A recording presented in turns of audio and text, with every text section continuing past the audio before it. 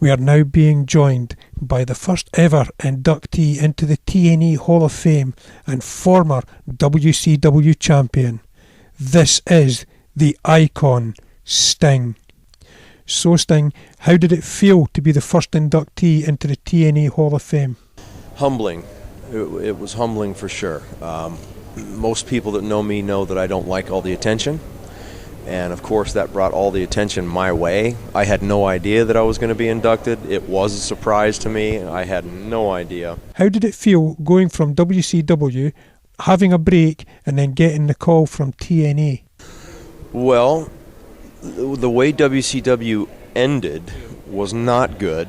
I couldn't believe it. Was surreal for me. That's the same answer I give every single time, but it was. And felt like I just kind of, disappeared. And yeah, it was nice to have time off. It was nice to have a break, but just to after all the years of sacrifice and blood, sweat, and tears and all that, to just be done with it. It just didn't seem right. And so when I got a phone call from originally the Jarretts, and then a meeting out in LA with Dixie, I thought, I like the brand, and it's now or never. I'm either going to come back or I'm not, and so, the rest is history. So during your time off, did you actually ever think that was it for you? Did you actually feel that your wrestling career was over? Oh yeah. No, I thought I was completely done. Yeah, I was moving on with life. Do you think you would ever go to WWE? I'm happy right where I am. I know it's a good political answer, but you know what? I'm happy where I am right now, and I don't really think of WWE at the moment. So, I love the group of guys here. I love the brand, and so it's a good home right now. If you weren't a wrestler, what sort of job could you see yourself doing?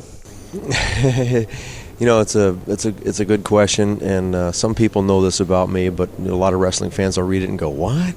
But I love real estate. Yeah, I love real estate.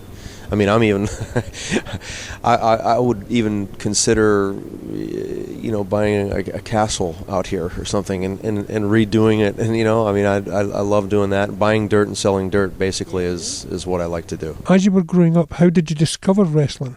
When I was a kid, I used to picture myself in front of tens of thousands of people doing something, entertaining somehow, some way, and of course I thought it would be football, baseball, or basketball. I had no idea it would be pro wrestling, because when I got into pro wrestling, you may have heard this, I didn't even know what pro wrestling was. I really didn't have any idea what it was, and I had a guy come into the health club, Gold's Gym, that I co-owned in Southern California, who was trying to break into pro wrestling, and he asked me if I wanted to get into it, and took me to a big event, and I saw Hulk Hogan and the Iron Sheik and a lot of the guys wrestling, and it was at that moment that I went, hey, I think I want to try this. How did you get the name Sting? You know what? It was actually Stinger. Sting or Stinger, but really I was shooting for Stinger, and I gave myself the name. I liked it, but people just wanted to call me Sting. So the funny thing is too, Sting, the singer Sting, actually, he did a big event, probably I forget what year, probably 92 or somewhere around there, place in Atlanta, Georgia called Chastain Park, doing a concert there, and he got a hold of me and asked me to come to the show, and I did. He brought me up on stage, put a guitar around my neck, treated me like gold, took pictures, and said, I had to meet the wrestler Sting, because he said, my 9-year-old son has your poster up in my room. So that was kind of a funny deal. So when TNA started just over 10 years ago, did you ever think it would become as popular as what it has, to be able to take a product that you feel so passionate about on the road? Heck yeah. I did. That's one of the reasons why I came in.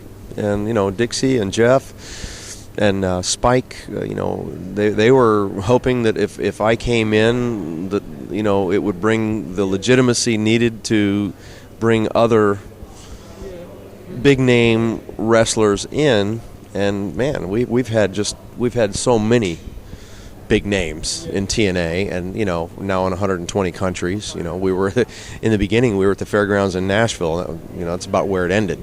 So Yeah. So what sort of things do you do in your spare time when you're not wrestling? Well, really involved with my family, very involved with my church, my kids, and I love real estate still, and do a little bit of acting here and there, and I love that too. You know, I was watching, what's it called, Grand Design. Oh, yeah. Yeah, I mean, that, I was hooked with that. I mean, I went, okay. There's a famous guy, the singer from either Scotland or Ireland, who, it was a story on him and the castle that he bought, and he was redoing it and having trouble with the banks and getting the right money needed to do it, and that's, you know, it took 3 years, and I don't know if he ever finished it, but man.